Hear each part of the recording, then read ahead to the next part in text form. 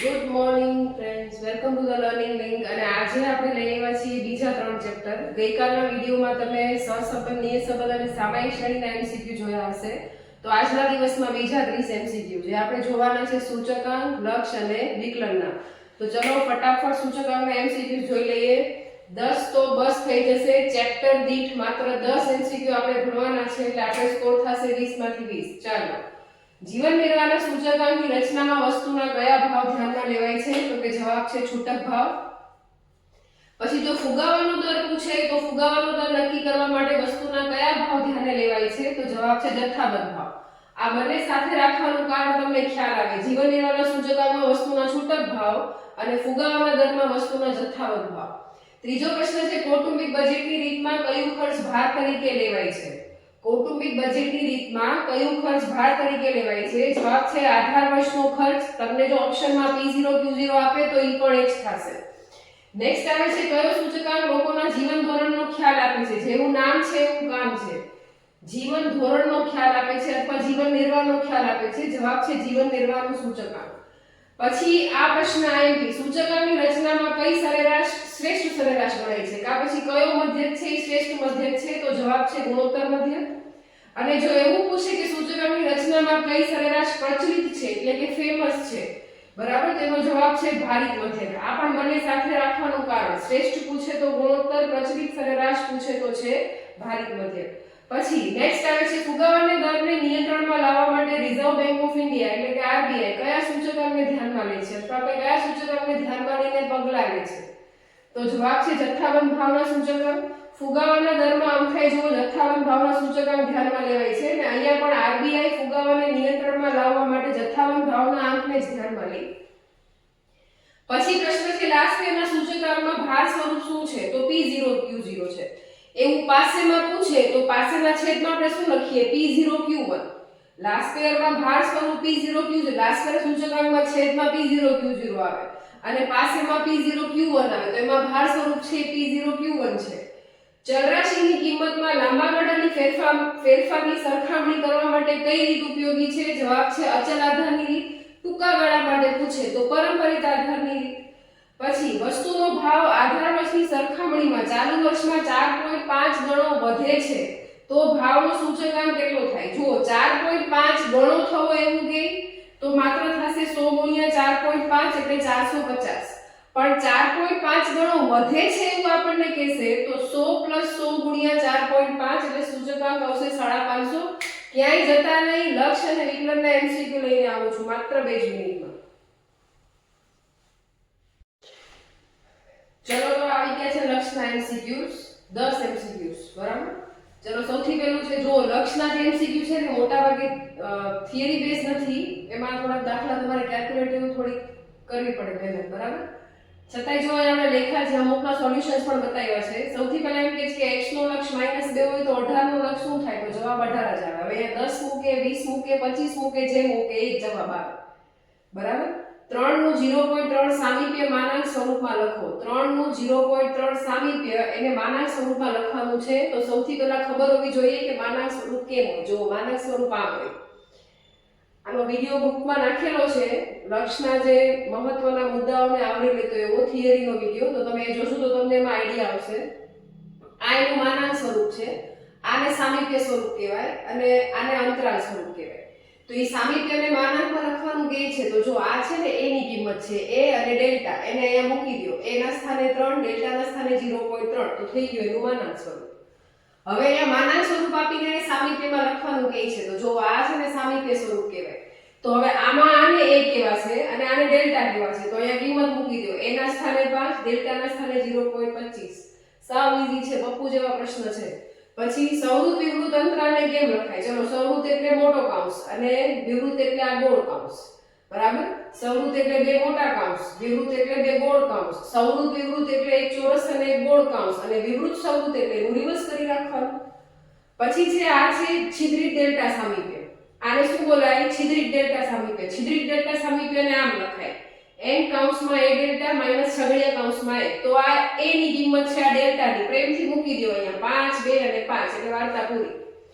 પછી -2 નું 0.02 સામીપ્યને અંતરાલમાં કેમ લખાય? તો જો આ અંતરાલ સ્વરૂપ છે a delta a plus delta. આ a ની કિંમત છે આ ડેલ્ટા ની. એકવાર -2 -0.02 -2 પ્લસ 0.02 એટલે અંતરાલ બનશે કંઈક આવો. હવે અહીંયા માનના સ્વરૂપ આપ્યું છે, મોસ્ટ એનપી એમસીક્યુ છે, બરાબર? આમાં છે ને a અને ડેલ્ટા ની કિંમત શું થાય? તો તમારે કરવાનું કંઈ નથી. ડેલ્ટા નું જે માનાંક એક્ચ્યુઅલ સ્વરૂપ છે ને વચ્ચે નિશાની માઈનસ ની જોઈએ. તો અહીંયા માઈનસ ની નિશાની મૂકતા જો એકવાર આને આના છેદમાં જવા દો અને એકવાર આના છેદમાં જવા દો એટલે આ થશે 1/3 a ની કિંમત પણ માઈનસ અને પછી આને આના છેદમાં જાવ ને 3 તેરી 9 એટલે 1 ના છેદમાં 9 થઈ જશે ડેલ્ટા ની કિંમત, બરાબર? હવે આના ઉપરથી અંતરાલ પૂછે તો કઈ નહીં, આ કિંમતને આમાં મૂકી દો પ્રેમથી. -1 ના છેદમાં 3 -1 ના છેદમાં 9 -1 ના છેદમાં 3 +1 ના છેદમાં 9 એટલે અંતરાલ સ્વરૂપ નીકળે. પછી આ જો આ પ્રામાણિક સ્વરૂપ આપ્યું છે x ની 5 + 1 છેદમાં x + 1. હવે આને છે ને પ્રામાણિક સ્વરૂપથી આમ સોલ્વ કરવાનું થાય. n ની જગ્યાએ 5 દેખાય છે તો મૂકો અહીંયા 5. a ની જગ્યાએ -1 થશે. પ્રામાણિક સ્વરૂપના નિયમ પ્રમાણે વચ્ચે નિશાની માઈનસ ની જોઈએ એટલે -1 ની 5 - 1 ઘાત એટલે 4 ઘાત થાય. ઋણ સંખ્યાની બેકી ઘાત તો જવાબ ધન આવે અને 1 ની તો ગમે એવડી ઘાત કરો એ તો એક જ રહેવાનું છે એટલે 5 × 1 જવાબ આવશે 5. પછી x નો લક્ષ 3 હોય તો આની કિંમત શું થાય? તો કાઈ નહીં, પ્રેમથી આમાં x ની કિંમત મૂકી દો. સાદું રૂપ કઈ અપાય એવું છે નહીં એટલે છેલ્લે તો આપણે શું કરીએ, શસ્ત્ર ફેંકી દેવાના અને x ની કિંમત મૂકી દેવાની. 3 3 9 9 - 1 એટલે જવાબ આવશે 8. ફરીવાર અહીંયા પ્રામાણિક સ્વરૂપ છે. આ 81 છે. આ મારા થોડા અક્ષર એવા થાય છે, બરાબર? આ 81 છે. x ની 4 ઘાત -81 છેદમાં x - 3. તો જો આ છે ને 3 ની 4 ઘાત થશે. તો ફરીવાર જો પ્રામાણિક સ્વરૂપ જેવું છે, આમાં કિંમત મૂકવાની છે. n ના સ્થાને 4, x a ના સ્થાને આવી જશે 3. 3 ની 4 - 1 એટલે 3 ઘાત. 3 નો ઘન 27. 27 × 4 એટલે 108. આના પછી જોવાનું છે આપણે વિકલન. ચલો આજના દિવસના છેલ્લા ચેપ્ટરમાં આપણે આવી ગયા છીએ વિકલન. ચેપ્ટર નંબર 5 ભાગ 2. ચલો એના 10 એમસીક્યુ ફટાફટ જોઈ લઈએ. મોસ્ટ ટાઈમ બી એમસીક્યુ છે 10 તો બસ. વ્યાખ્યા પ્રમાણે વિકલિત મેળવવાનું સૂત્ર શું છે? વ્યાખ્યા પ્રમાણે વિકલિત મળશે આ રીતે: f' h અનુલક્ષે છે 0 ને fx + h - fx ના છેદમાં h. અહીંયા લિમિટ લખી નાખશું આપણે, બરાબર? આ વ્યાખ્યા પ્રમાણે વિકલિત. પછી નફાના વિધેય p, નફાના વિધેય p ને મહત્તમ બનાવવાની જરૂરી શરત. આમ બે શરતો છે, તમને ખબર હશે.